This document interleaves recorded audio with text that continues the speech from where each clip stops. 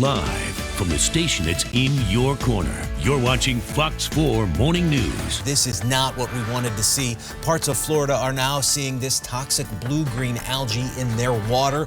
We'll tell you where that massive bloom is and take a look at how it's already affecting wildlife. And just a couple of days after Iran shot down a U.S. drone, President Trump is considering retaliation. We'll bring you the details on a counterattack called off at the last minute as tensions with the Middle Eastern nation continue to grow. And all of that is prompting the FAA to impose new flight restrictions. Find out if any of your upcoming trips will be impacted by this new ban. This morning, an investigation in Charlotte County continues into the unusual circumstances behind a body found right outside the jail.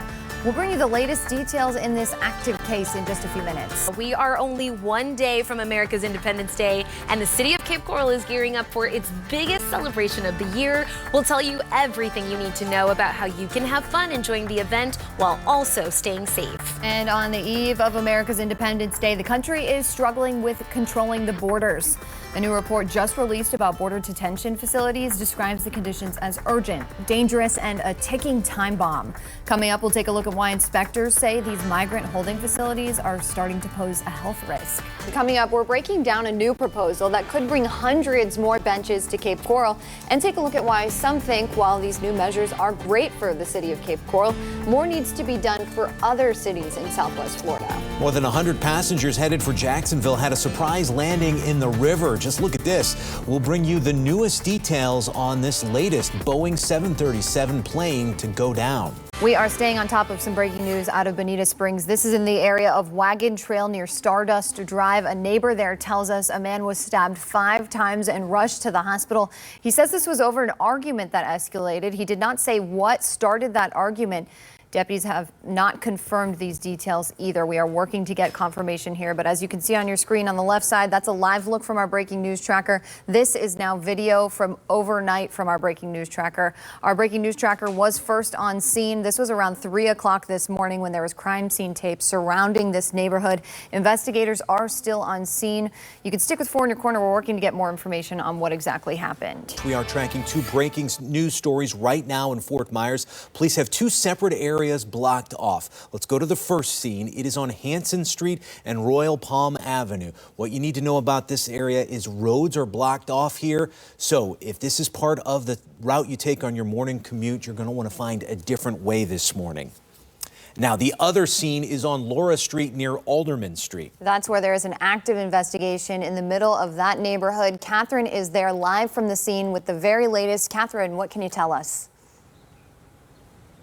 Well, Chris and Lisa, what we know right now is there are 2 homes here on Lower Street that are completely blocked off with caution tape. Back to the breaking news we're tracking right now. They are bringing people out of this house. Catherine, I don't know if you can hear me. Can you describe the situation there? Okay, we don't have Catherine, but this is a live picture of this scene. This is on Laura Street. This is the scene where 2 houses are blocked off right now with crime scene tape, and there are officers outside of the scene. We saw a woman come out of the house in handcuffs. There she is on the left, and now a man in handcuffs on the right. Catherine, can you hear me now? I can hear you now, Chris and Lisa. Yes, we are here on Laura Street. At 7:02 this morning, we are continuing our coverage after an active shooter threat shut down Chico's headquarters in Fort Myers.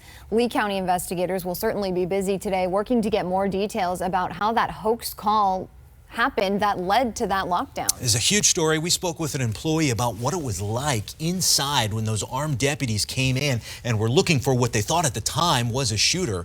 Right now, Jillian is live outside of Chico's. So, Jillian, what did the employee say? Well, Chris, we spoke with an employee here who did not want to show her face on camera or share her name, but she tells us she was scared. And now we have former police chief and private investigator Walt Zalisco with us this morning to give us a little bit more insight into how investigators respond in an active shooter type of situation like this, a threat, and what you should do to stay safe if you are ever in this kind of situation. So first, good morning, Walter. Thank you for joining us. And first, can you tell us a little bit about how investigators handle something like this, how they respond to a threat like this? Well, when a threat is called in, you have an enormous amount of resources that respond to this call. People in Southern California experienced one of the strongest earthquakes in nearly 20 years. Listen to these numbers. The 6.4 quake happened about 150 miles north of LA, and people have already reported feeling more than 100 aftershocks. Let's get right to Camila Bernal live in Ridgecrest. Good morning, Camila. Yeah, nearly 170 aftershocks have been felt since the 6.4 quake first hit. So let's bring Lauren in to talk about exactly where this earthquake hit and all of those aftershocks. More than 170 we're now hearing. Yeah, and so there is a difference in the aftershocks that they were feeling, that they're feeling, I should say. So I'll get to that in just a second. I can't breathe became a rallying cry for protesters following the death of Eric Gardner, who was placed in a chokehold by a New York police officer back in 2014 and died. Yesterday, the Department of Justice decided that the officer involved in Gardner's death will not face charges. John Lawrence has more on this story. I can't breathe. I can't breathe. I can't breathe. I can't breathe. Well, one person was killed and at least 8 others were injured in a school shooting yesterday in Colorado. Investigators say 2 students walked in and opened fire. This is a live picture of where some of those students are being treated this morning. The Sheriff's Department now identifying one of the shooters as 18-year-old Devin Erickson. Fox News correspondent Alicia Acuna has the details. A deadly school shooting as 2 students opened fire inside a suburban Denver charter school. That was Alicia Acuna reporting. Our sister station in Denver reports the STEM school will stay closed for the rest of the week. Other schools in the district will have tighter security as students return to classes there today. Well, we're less than halfway through 2019, and according to the Gun Violence Archive, there have already been 118 mass shootings in America this year alone. Now, a mass shooting is defined as an event where 4 or more people are shot during the same general time and place. But I want you to take a look at the numbers. Within those 118 mass shootings this year, 135 people have been killed and 433 people have been wounded. It's been just a little over a year since the Parkland shooting here in Florida, and according to CNN, there's been an average of 1 school shooting every 12 days in America. Well, studies show that stricter gun laws equate to fewer gun deaths, but the U.S. has the weakest gun laws of any developed country in the world. After Parkland, the Marjorie Stoneman Douglas High School Public Safety Commission was created to figure out ways to keep students in our state safer. One of the recommendations they made was to give teachers the option to be armed on school campuses after undergoing police-style training, a psychiatric evaluation, and drug test. Lawmakers have passed this bill and it's waiting to be signed by Governor DeSantis. Teachers and districts do have the option to opt out of this program. The 2020 census count is next year, and according to a new report, minorities and young children are especially vulnerable to being undercounted. The Urban Institute says undercounting can happen because of a fear of government and privacy, language barriers, complex household relationships, and mobile populations that have several addresses.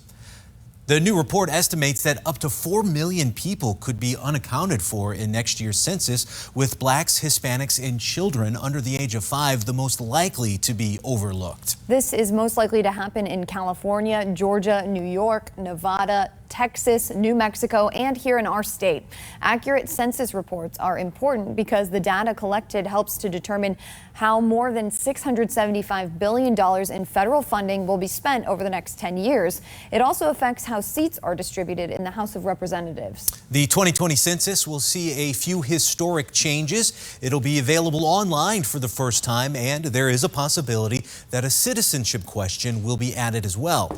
The U.S. Justice Department argues the question is needed to protect the voting rights of citizens who are minorities, but opponents fear it'll suppress the count of immigrants who believe law enforcement will gain access to that information. The Supreme Court will vote on whether or not to include that question a little later this month. Well, a Florida man is facing charges this morning after deputies say he broke into a local fast food restaurant and cooked a burger. We'll bring you this bizarre story of how far one man was willing to go to feed his appetite after the break. Problems with clean drinking water first caught the attention of the nation during the Flint, Michigan water crisis. And now we are learning this issue could be more widespread. After the break, we'll take a look at how tap water could be causing thousands of Americans to develop cancer each year. Well, we are less than 2 weeks away now from the 4th of July, and a law enforcement official has a message for you this morning. Leave the fireworks to the professionals during 4th of July. When we come back, we'll bring you the story of two young boys who were badly burned by illegal fireworks, and we'll tell you how you can stay safe during the upcoming holiday. Well, we are in the midst of summer, and with the rising temperatures, we want to make sure you are safe when you head to the pool. Absolutely. After the break, we'll tell you how to protect yourself from harmful parasites that may lurk beneath the surface. Well, most parents' worst fear is having their child snatched from them in public, right? Well, that happened to one family traveling through the world's busiest airport.